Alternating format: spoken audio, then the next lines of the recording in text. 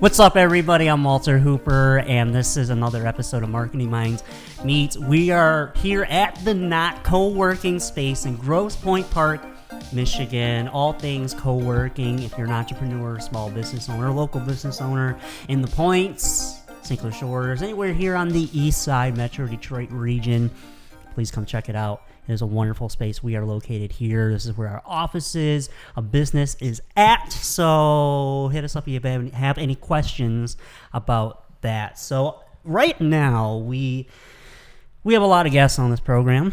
We've been very fortunate. But this particular guest, let me tell you something. Right now, they are a real estate agent or a realtor, however you want to categorize it. They sell houses, okay? They move you into an upgrade, or if you're downgrading, which is not a bad thing, downsizing, they do that too. I have here with me today the one, the only, Katherine Minne. Hey everybody. How are you? I'm awesome. That was beautiful. I'm just going to keep, carry you around and have you as my hype man in the back. And so I like this energy. I need that kind of energy. So my work wife, shout out Lauren, she calls me when we first met, and we were on a committee together of young professionals. She deemed me the bomb-ass hype man. It's very fitting. Well, I appreciate that. Thank you. So absolutely. I want to find out, and not only me, but the audience here, what was your journey into getting into real estate? What motivated you? What inspired you to do that? What made Kat go, I should do that? Yeah. So, I heard about it years ago through friends who actually were investing in the city, in Detroit. And I said, light bulb, I want to be an investor. I want to own property. I want to flip. I want to rent. I want to just do the whole thing and then eventually sell and all of that. And within a couple years, I got my license. And I started investing. I started flipping. And it's one of those where I could say, this is what you do, this is what you do. I didn't know. It was a learning experience. And I was like, fail forward faster. This is the only way to learn is we're going to buy that house. I don't know how to renovate homes. Well, I'm going to pick up a paintbrush and I'm going to paint. I'm going to rip that kitchen out and, cut my hand. I don't know. This is part of the process. Sweat equity. You just get in there. It's the grit and the grind. And, that by getting into investing was my biggest, that was my reason why I wanted to be in real estate. And that's why I got into it. And I still do that till this day, as well as selling full time. So. Yeah, that's you kind of had that aha moment. 100%, yeah. So you started just at the beginning of the wonderful recession back in the late 2000s.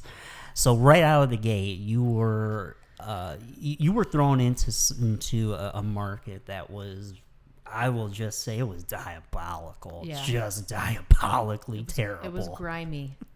So what was can you recall an experience from that time that you remember that still resonates with you today, and how what it did for you in your learning curve as a realtor? Yeah, absolutely.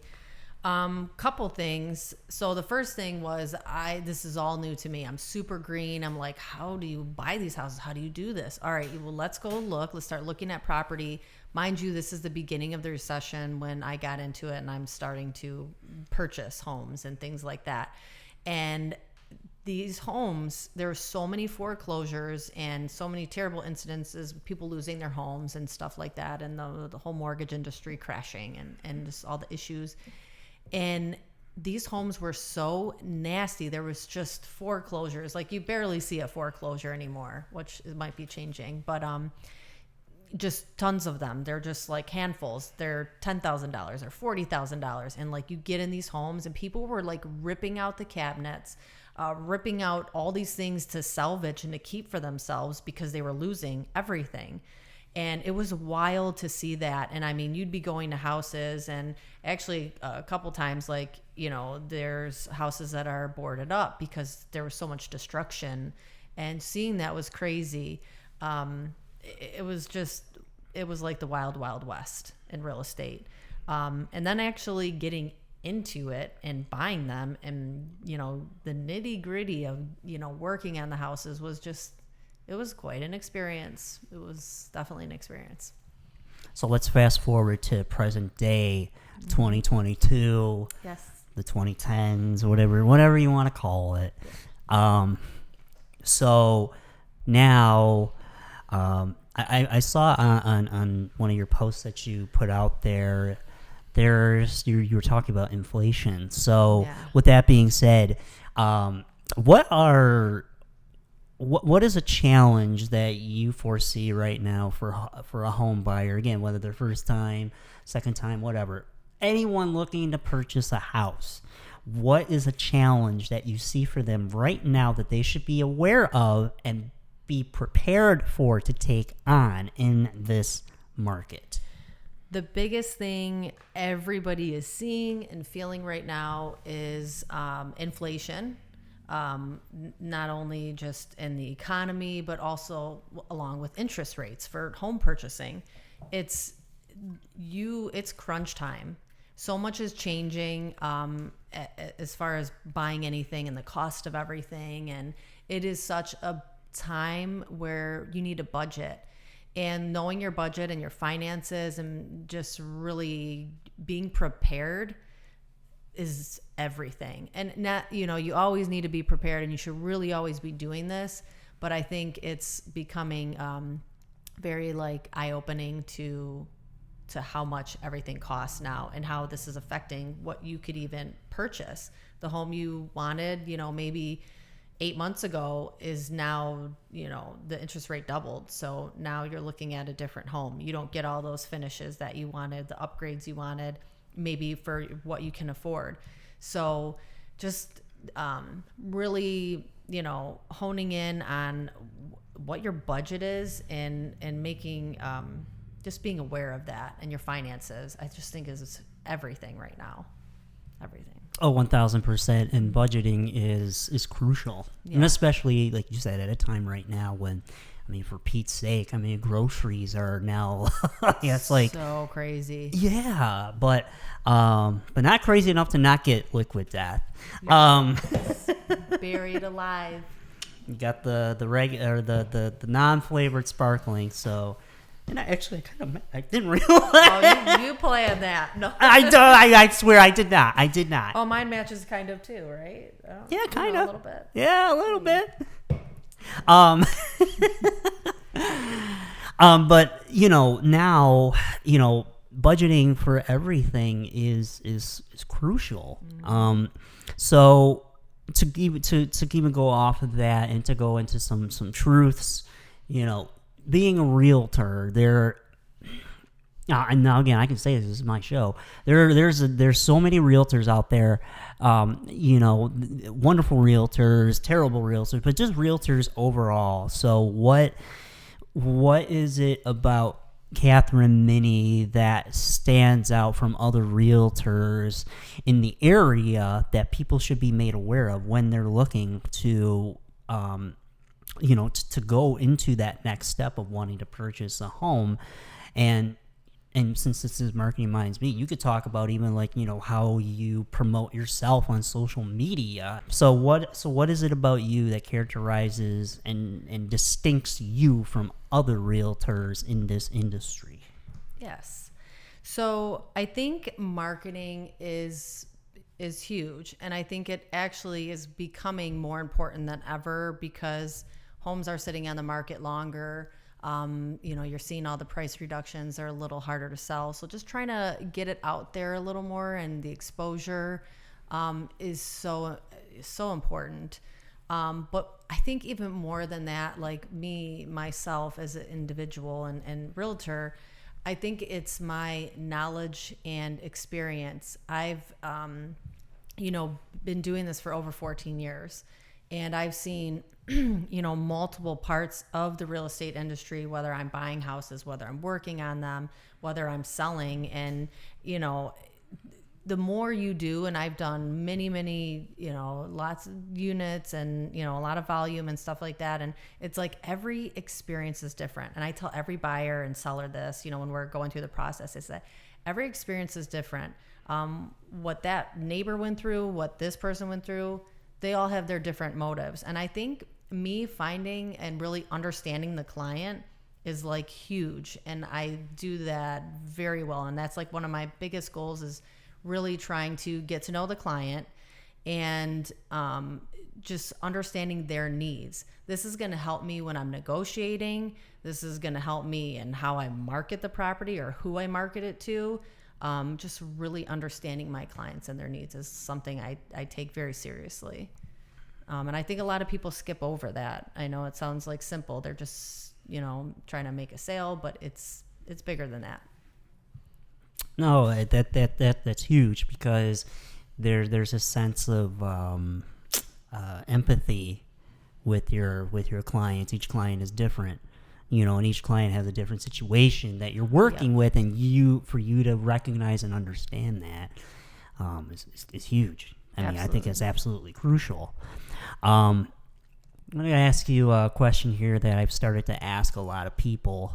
Well, I have, but I'm starting to make it more mainstream now, because I feel it's important, because we need to tell the truth. We need to get out this toxic positivity, people. I'm serious. We're going to dive into that in just a moment here, but you're giving me this look of toxic positivity. So I hear about all about what you love to do, but I want to know. Tell me one thing that you don't like about what you do, and why. Oh, Lord. Tough, isn't it? See? It gets hard. There's a lot of different, I'm just trying to think of what comes to mind. I guess one of the biggest things would be, when a client has an expectation and you don't meet that expectation. And I think a big thing when you meet with clients, whether it's a buyer, seller, is setting the expectation. I mean, you're talking about price or what to expect when you're buying in the market. Like, the market is like this. We're going to be in a multiple offer situation, whatever it may be. I think setting the expectation is huge. And, anytime things don't work out for your client, I don't want to say I take it to heart, but it does. Like, I want the best for my clients, and that's always hard when you don't get to meet their goals. And sometimes, you're talking, especially both sides, but on the selling side, it's a business, and this is their money, and they're depending on that amount potentially, like to sell, to buy another home, or you have to sell that one, and it's contingent to sell that to purchase another one. And sometimes those things don't line up, and there's so much that is out of your control as an agent. But you just never want to feel like, it kind of always comes back on you. And, you just don't want to miss the mark for them, and you want to do the best you can. I'm sure I could probably list a laundry list of little things, but that's definitely something that I always like, you just want the best for your client, No, 1,000%. And I think that is for you to recognize that and to have an answer for that. Congratulations, you passed the test. I don't sweating over here. No, because I'm and again, this is why I do this, and this is Marketing Minds Me. We keep it real here. There's very seldom people that I've met that have said, "Oh, there's nothing I don't like about what I do." It's all. And so this is going to go segue right into this toxic positivity. Mm-hmm. I call bullshit on anyone that says, "Oh, there's nothing I because there's no job is perfect. There's no way. That's not real life." Exactly. And I've poked the bear a bit with individuals that have given me that answer, and oh boy, the reactions I get, they get very irritated, because I don't think they've been asked that, and I don't even think they've really even had that truth that they've had to tell themselves either. Right. You know, and it's just it's such a, again, it's not a healthy way to live, because you're gonna set yourself up for so much letdowns, or so many letdowns, that it's sad. It's, bouncing off of that and the toxic positivity and everything. And I saw somebody's post, I can't remember exactly what it said, but it was something about, acknowledging the hard times. And I think it was something about, self-employed people, or, small businesses or something like that. And here nor there, it's like anything in life. You are going to have hard days, and you're just not going to feel that great, and you're just like, things are not going to work out, and you kind of have to just embrace that, and don't think like, oh my God, my life is over, or that deal didn't work out, or I didn't meet the expectation, and I didn't get him all that money. It's going to get hard, and that's okay. You just have to embrace it and be like, this is a learning lesson. And some days I'm not going to feel that great, and they're going to be really hard. And then other days, like, you are winning. You're like, I love my life. Everything's amazing. It's just like, it's with everything. Or business is just, I'm crushing it. It's the highs and the lows, and you just have to ride the wave. Just have to ride the wave. That's what I told my networking group. We got to ride this wave. Yeah. We're called New Wave Network, by the way. Oh. So, but that's great, because, and that's helpful, and it's healthy, because, yeah, you're recognizing that there are things that aren't perfect. Yeah, it's never going to be perfect, because I think if you have this expectation and you set the bar so high, that you're always going to be let down in some way, shape, or form. I'm sorry, Mike Mitchell, I'm going to say it right now. It's like with the Detroit Lions. Okay, I know how to set that bar. That's a hard one. I know how low I have to set the bar every season, because no matter what, if I set it so low that even if they get even just one or win, but that win, they just won. How are you? It's feeling? like, hey, we did it. But again, it's just. And I think that goes through experiences, whether it's, following a football team that the closest that we would ever get to a Super Bowl was this year with the Rams. They even had Eminem. Yeah. But all jokes aside, I think it's important to have those conversations with yourself, and it's important to recognize that it's not all sunshine and roses. Like, you're gonna have some thunderstorms that are gonna come your way. You're gonna have, stuff that's gonna rock that professional world of yours in a not so good way. So it's, how do you overcome that? What is it? The glass is half full or the glass is half empty? And I choose to look at, whether you believe it or not, the glass is half full. So. And also, too, even just seeing on again, social media, Marketing Minds Me, I'm seeing a lot now of other people in my industry kind of just giving off, like, I don't know if it's just I'm noticing a lot more, but a lot more generic type information, which that can only get you so far. Like, I need a little bit more depth. I need something that's gonna, well, you should post 2 to 3 times a week. No shit. Like, but what should you be posting? Oh, well, you got to post this or that. It's like, no. You're not hearing me. So when it comes to the real estate world, and obviously I don't want you to name any names because that's not cool. Yeah. But what types of toxic positivity are you seeing with other realtors or other real estate agents out there that they're putting out there that might give a little bit of a false sense of hope to prospective buyers that are in a vulnerable state right now with inflation, with budgeting? What are you seeing that's making you kind of go, I can't abide by this? Well, this has been ongoing for years, because I have been in this industry for, again, over 14 years, and I've been in all different positions, and as I've grown, I've become a top sales agent in my office. I've my production has raised over and over again. I have great rapport with clients. I mean, clients for life. And I mean, that's ultimately my goal is that experience with them and being the best I could be for them.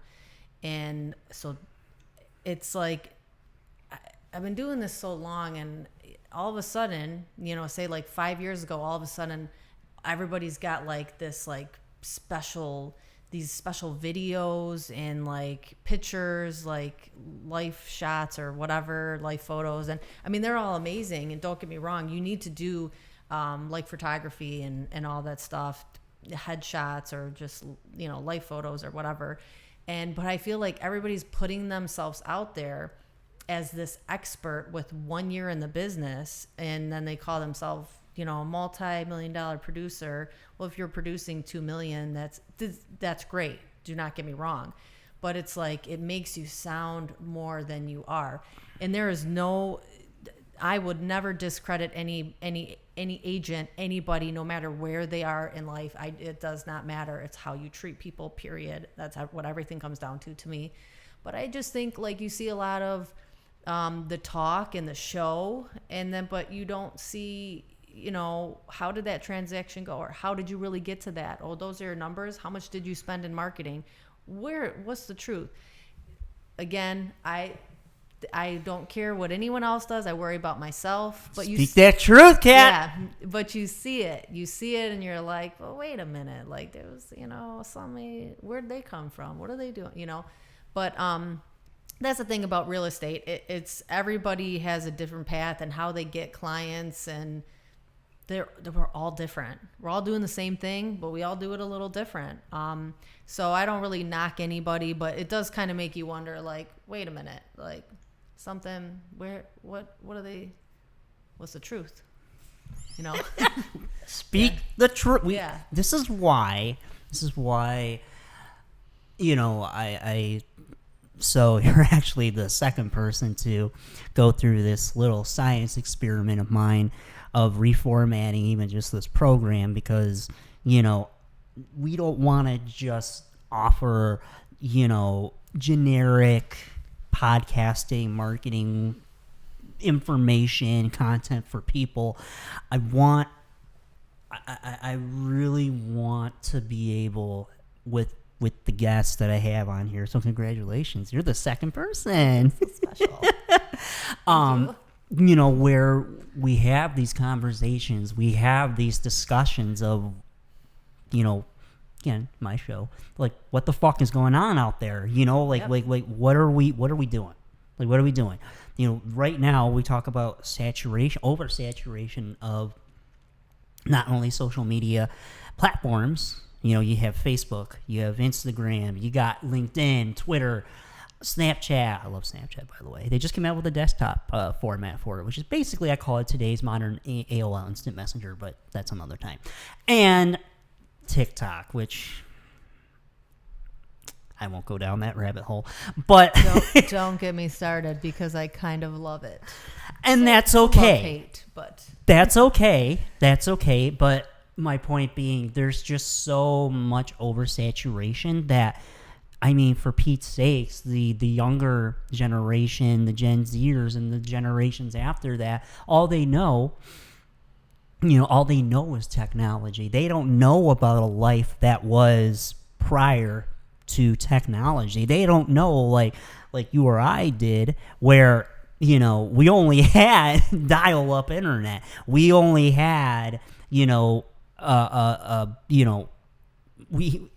didn't have smartphones. We didn't have cable. Cable was just starting to become a mainstream, but we didn't have all these outlets where we could just get sucked into. Yeah, we had video games. I love me some video games, but we still made it a priority. Yeah, you're smiling.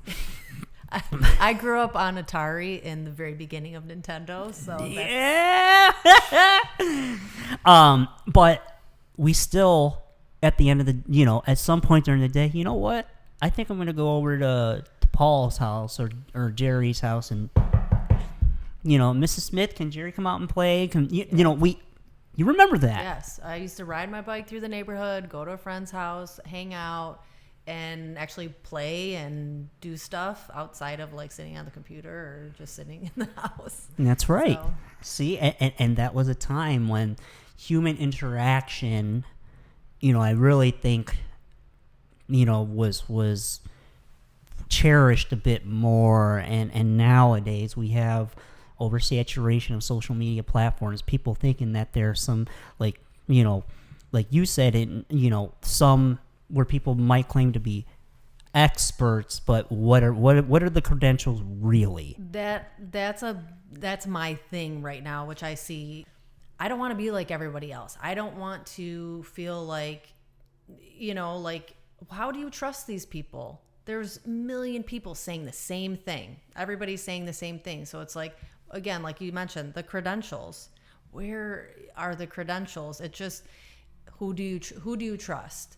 And, you want to be honest, and you want to be different, and you want to actually have something of value to say that's not super generic that, everybody is saying, because it doesn't hold any value. And I think coming from experience and coming from, again, a place where you can actually give people value, like a true story, like that's more than anything. Because again, like all these other realtors that I see, these are things to do when you're buying a home, blah, blah, blah, blah, blah. And it's like it's like, we know that, but like, let's get in depth more. You gotta dive in a little more than just being super generic, because everybody's doing that. Exactly. And it's becoming more accessible for people to view content like that. And it's toxic. I'm going to say it. It's toxic positivity. It gives a sense of almost false hope, because these individuals are not providing enough info or enough depth, as you put it, to really be beneficial for these, let's face it, these people that are a little bit vulnerable right now. So, I think, for doing what you're going to be doing, it's necessary. It's time to have something like this. I mean, there are some great content creators that I follow on even Instagram and other realtors and TikTok. And I'm just like, they put out some great content, and it's real. And like, this is their style, whatever way they do it. But they're producers. You just know it through the work that they show. These are the houses they list. This is what they're going through. And I love seeing that, because it's so genuine and it's not generic by any means. And again, like, they're showing not just like, okay, this is what you do, and I'm going to do this walkthrough on this house and blah, blah, blah. They're showing you, like, this is my listing. This is more information. Like, it's real, it's honest, and like the whole work, and it's I'll watch that. I'm not going to watch the person that's telling me how to do this. It's like, everybody can do that. This is the real experiences. These are people's real listings. Like, it's real. I love seeing that. I also think too, and you could correct me on this sentiment or this comparison. It almost seems like, much like with marketing, real estate is they're both very fickle. Yeah. So you don't know. It's almost like you don't know what to expect. So then when things do happen, you got to be able to evaluate and assess right away, like that. Okay, how are we going to adapt to this? It's a very adaptive environment that you have to be present with, and you have to acknowledge, because much like with marketing, if you don't adapt, you will get left behind, and you will fall very, very far, very, very fast. Absolutely. Education, and I mean, just like in life, in real estate, like, you never stop learning. There's consistently different classes that you can go to. I'm with Keller Williams. We're like the number one, or one of. I believe we are number one in training, and they offer. They have their like big family reunion event, or the mega camp where all the agents can go, and you have all the top producers on the panel, and all these different panels, whichever class you want to go to and learn about.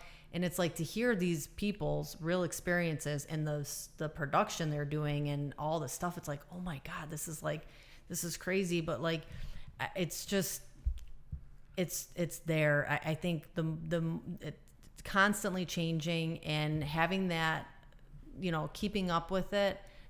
Yeah, there's keeping up with the trends, but actually what's the nitty gritty, what's really happening and how to adapt. I know Keller Williams has a lot of that great education, but I mean, you could find it, it's like with any industry, you have to keep up with that.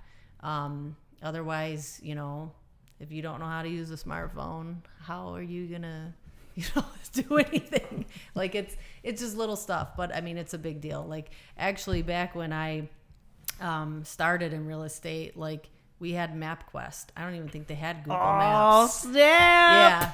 So like trying to schedule showings, like you had to plan it out on MapQuest and like, write it out. Like, I don't know these streets. Like, oh, yes. Yeah. Like, so it was a whole different experience. And I know people that are, veterans in the business, and like they didn't have the MLS, multiple listing service. So they would actually have a book. You would come into the real estate office. They would show you the book of the listings and stuff like that. And they still had that when I started in 2008. Of all the listings of, all the agents that had listings within the office. And it's just crazy how technology has, sped everything up and, probably created a lot of urgency, and, how people search for homes and look for agents and information and all that. So it's just keeping up with that, but never, ever losing sight of like, kind of coming back to like when you're saying like the connection and how it really works. Don't get lost in technology is the only way, and we're just going to buy the home on Zillow, and Zillow says this and blah, blah, blah. There is so much more that comes with that. Zillow's never been in your house. These people have never, been in your home. They don't know anything about your situation. It's the people. You have to connect. You have to be educated on the process, keeping up with, the trends, the market, all of that, and connecting with people. That will never go away. Never. It's all about connecting with the people. That's right. All about connection, human to human contact, getting to know them, interacting with them, Yep. seeing the emotion, feeling that emotion. And we've had that ripped away from us for a hot minute with COVID and the pandemic. Like, Ooh. That is a whole nother thing. And I mean, it's taken so much, you're starting to see it now more when people are like actually really getting out now, like back to normal, I guess. And going to events and things like that, and just the joy it brings, and dressing up and feeling good and feeling safe. It's just like, it's crazy how I feel like it makes everybody feel so much better because you actually connect. We're not hiding behind the mask and like, what are they really thinking or saying, or what, or people are holding back on opening up or stuff like that because you've had to hide for so long or whatnot. But it's connection. Like they say, there's no I in team, all that stuff, it takes a village. It's about putting people together to grow. And you get so much more out of life. And that's a whole nother segment. So, mm-hmm. You got it. Yeah. Amen. And not only that, but I think putting the right types of people with, well, not even just right, but the people that can play off of each other's different, traits. They can vibe off of each other. You know what I mean? Like, yeah. I think that's also a big part too, because you can connect with someone, but if you're not, it could be a small connection, it could be like very little to no connection, like people that you never would want to interact with ever again. But I think it's about just finding the right fit. And I think especially for you, and just realtors in general, it's about I'm gonna use a guitar as an example, because playing music and being in a band, you can try out many different guitars, right? There's slews upon slews of them, but when you find that one, the one that that right from the get-go. It feels right. It's got that sound you've been looking for. It's got everything that you've been wanting in an instrument. You just right away go, that one.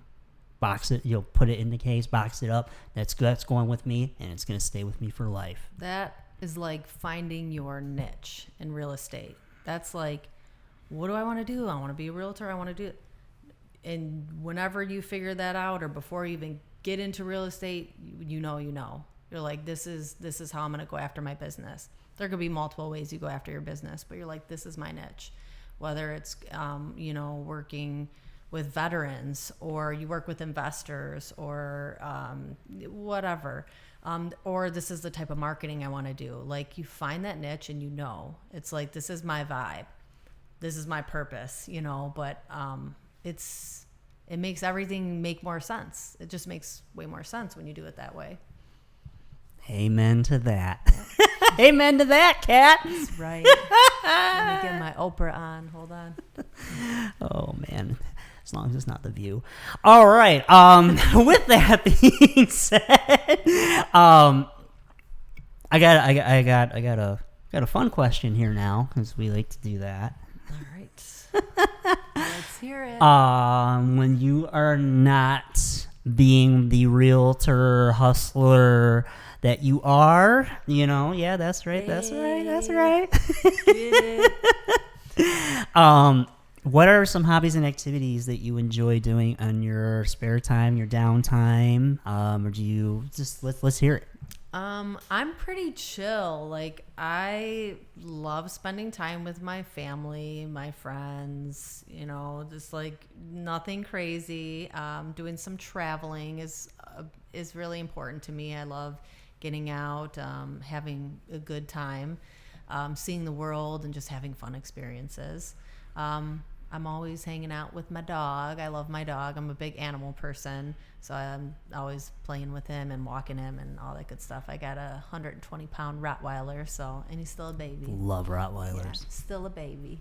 But yeah, just like, the basic things. I love people and being with friends and family, and I like fitness. I like to work out a lot and stuff like that. So, trying to stay in shape. It's a work in progress, but What type of workouts do you enjoy? I've always kind of changed it up over time. Like, I used to be really into spin. I don't really spin as much anymore. But I like a little cardio mix with weightlifting. I'm trying to do more cardio. This thing always changes, depending on your body and what your goals are, and what's best for that. So I did do a kickboxing class the other day, and it's been a long time. It was a kickboxing cardio, so it's kind of like aerobics and like Zumba. That's not easy. No, I thought I was going to fall over or break my ankle or something like that, but it was great. It was such a good workout, burned a ton of calories, and it was actually a lot of fun. So it's good to change it up, but yeah, I love all that stuff, and just trying to work on like eating clean and all that, all that stuff. Oh, I love it. Yeah, then there's liquid death. That's right. So how can prospective home buyers, individuals that even have questions about where they're at with wanting to look into purchasing a home, how can people reach out to you? Do you have social media, email, phone, website? This is the time. Now is the time to tell all of the things regarding reaching out and finding Kat Minne. Kat Minne. So yeah, I'm on all the social media. I'm on Instagram. I believe that's under Kat Sells It. And Facebook, it's my full name, Katherine Minne, your real estate agent. I have my website, katsellsit.com, katsellsit.com. There's you can DM me. There's actually a platform to connect with me right from the website. Or the best way to reach out to me is just shooting me a text or giving me a call, 586-707-8700. My hotline. I love it.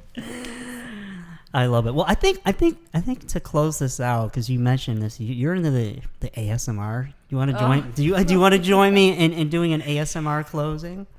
Yeah. This is just like because I'm on TikTok quite often, so I see this all the time, and I'm like, what is this? And I'm like, oh, this is kind of like relaxing. When you like hear it, you're like, oh, okay, what is that? And then we put the headphones on today, and I'm like, wait a minute, this is that sound, and I am super fascinated. All right, well, all right. So here again, we're gonna start it in 3, 2, 1. So what do we do? We're just talking. All right. Well, thank you so much, everybody, for tuning into Marketing Minds Meet. I have Katherine Minne here. Say hey. Hey, everybody. So, Kat, thanks so much for being here. And if you haven't done so already, please follow us on social media and on YouTube. Subscribe to our channel, WA Hooper Marketing. Kat, got anything else to add? I just want to say this has been so much fun. I hope you guys all have a great time. Thank you so much, everybody. This has been another Marketing Minds Meet. We'll see you next time.